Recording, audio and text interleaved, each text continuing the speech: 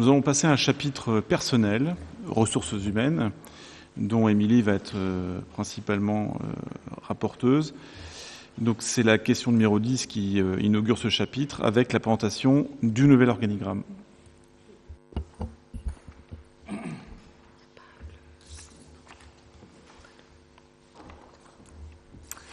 Alors, petit rappel, d'abord l'organigramme, c'est à la fois un outil d'organisation, un outil de communication interne, permettant à chaque agent de repérer sa place et son rôle dans la structure. Il est aussi un outil de communication externe à destination des usagers et des partenaires. Donc nous, comme vous le savez, nous avons entamé une démarche sur les risques psychosociaux qui a permis de questionner l'organisation des services et leur périmètre d'intervention, ainsi que la nécessité de les clarifier. Cette démarche, associée à l'arrivée d'un nouveau directeur général des services, s'est traduite par la proposition d'un nouvel organigramme. Donc, vous avez eu dans les documents l'organigramme joint. C'est une représentation schématique de l'organisation des services et des relations hiérarchiques et fonctionnelles.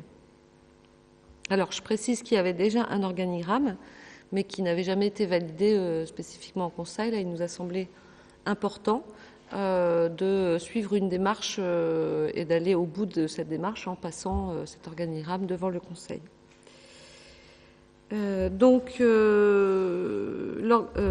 L'organisation générale s'articule autour d'une direction générale des services, appuyée d'une direction générale adjointe clairement identifiée.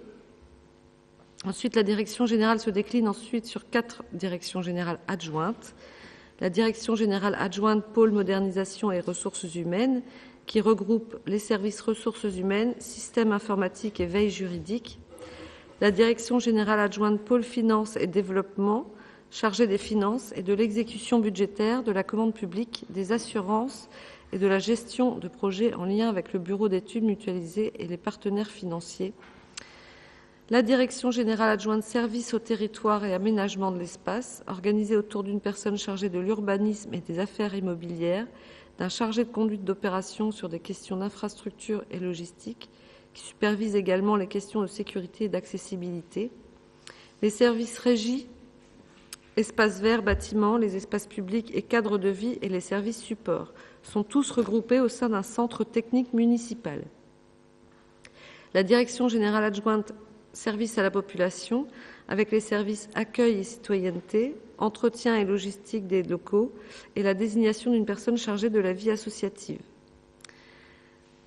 La direction des musées et patrimoine et la direction jeunesse et cohésion sociale sont directement rattachées à la direction générale. La direction de la communication et l'événementiel, la direction du CCAS et la police municipale sont directement rattachées au maire et président du CCAS. Seul un lien fonctionnel demeure avec la direction générale. Donc, vous aurez repéré qu'il y a un code couleur sur vos organigrammes. Donc, les membres du comité de direction sont en rouge, comité de direction restreint, pardon. En bleu, vous avez les membres du CODIR élargi. En vert, les services mutualisés avec la CAMSN. Cet organigramme a été présenté au comité technique le 11 juin dernier. Il a reçu un avis favorable à l'unanimité pour les 2 collèges, employeurs et agents. Nous l'avons également présenté à la commission du personnel. Et après les avis favorables de ces 2 instances, il est demandé au conseil municipal de valider l'organigramme des services municipaux de la ville d'Avranches tel qu'il est annexé à la présente délibération. Voilà.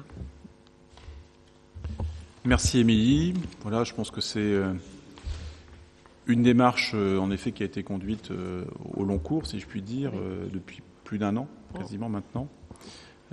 On a souhaité respecter l'ensemble des étapes, avec notamment des temps de validation par les différents groupes de travail. Voilà, le fait de retoiletter ou de reformaliser un organigramme correspond aussi à pas mal de mouvements dans nos services, avec des départs en retraite, des recrutements, des ajustements en termes de mise en œuvre opérationnelle de nos services. Et l'objectif, bien évidemment, de cet organigramme, c'est ensuite de pouvoir mettre en face de chacune des cases, si je puis dire, les bonnes personnes. Bien évidemment, un organigramme n'est pas nominatif, non. Il est avant tout organisationnel. Et ensuite, bien évidemment, il sert de cadre à l'épanouissement des agents dans leur quotidien, dans leur service. Avez-vous des questions à poser concernant cette démarche et concernant cet organigramme sur lequel nous allons devoir émettre un avis dans quelques minutes?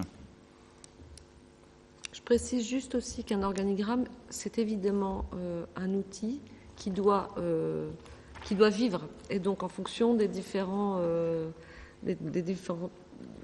départs, des différents... Voilà, on doit toujours le réinterroger. Ce n'est pas quelque chose qui est statique.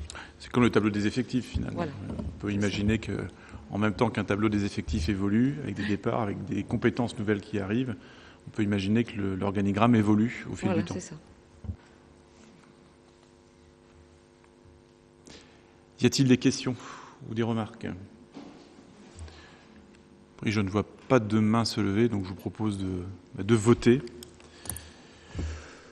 pour ou contre cet organigramme. Alors, est-ce qu'il y a des personnes qui souhaitent se prononcer contre cette proposition, contre cet organigramme? Je n'en vois pas. Est-ce qu'il y a des abstentions, peut-être? Je n'en vois pas non plus. Donc, à l'unanimité, l'organigramme qui vous a été présenté est donc adopté, validé par notre conseil municipal.